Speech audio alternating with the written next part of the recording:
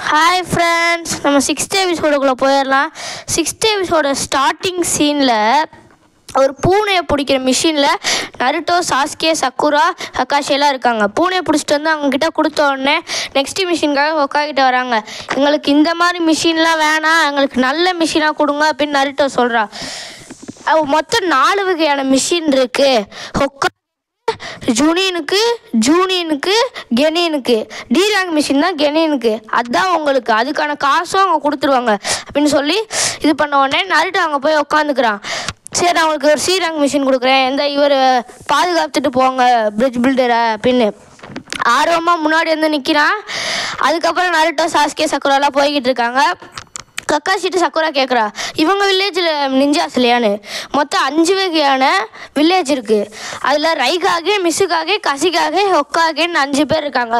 இவங்க 5 பேரும் தான் ஆயிரக்கணக்கான மக்களுக்கு லீடர்ஸ் மாதிரி அப்படின்னு சொல்லிட்டு போகிற பேர். தண்ணிக்குள்ளே வந்து 2 பேர் வந்து சாஸ்கே கக்காஷியை கொண்டுட்டு சாஸ்கேவையும் நருட்டோவை அட்டாக் பண்ண வருவாங்க. அப்போ சாஸ்கே நருட்டோவை காப்பாற்றிட்டு அவரை காப்பாற்றுறதுக்காக இது பண்ண பேர் கக்காஷி வந்தாரா. என்னன்னு பார்த்தா சப்ஸ்டியூஷன் ஜுட்ஸு போட்டு அங்கே இருந்துக்கான். அதுக்கு வந்து இவங்க யாரை பிடிக்க வராங்கன்னு நான் பார்த்துட்டு இருந்தேன் அப்படின்னு சொன்னதுக்கப்புறம் நருட்டோ வந்து சாஸ்கேவை பார்த்து பொறாமப்படுறான். நருட்டோ உடம்புக்குள்ளே விஷம் ஏறிக்கிட்டு இருக்கு. நீ எப்படி கண்டுபிடிச்சிங்கன்னு கேட்ட பேர், சம்மர் சீசனில் தண்ணி இருந்துச்சு, அதை வச்சு தான் நான் கண்டுபிடிச்சேன் அப்படின்னு சொல்லிட்டு இருக்கான். அதுக்கப்புறம் நருட்டோக்கு அடிபட்டுச்சு, விஷம் ஏறிடுச்சு அப்படின்னு சொல்ல பேர் நருட்டோ கையை குத்திக்கிட்டு நாம் இப்போ போகலாம், நான் இப்போ அவங்கள காப்பாற்ற ஓல்டு மேன் அப்படின்னு சொல்லிட்டு இருக்கான்.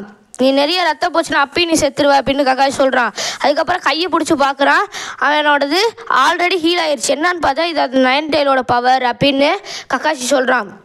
அதுக்கப்புறம் டீமன் பிரதர்ஸ் வந்து இருக்காங்க, அவங்க ஆளுங்க செத்துட்டாங்க அப்படின்னு சொல்கிறான்.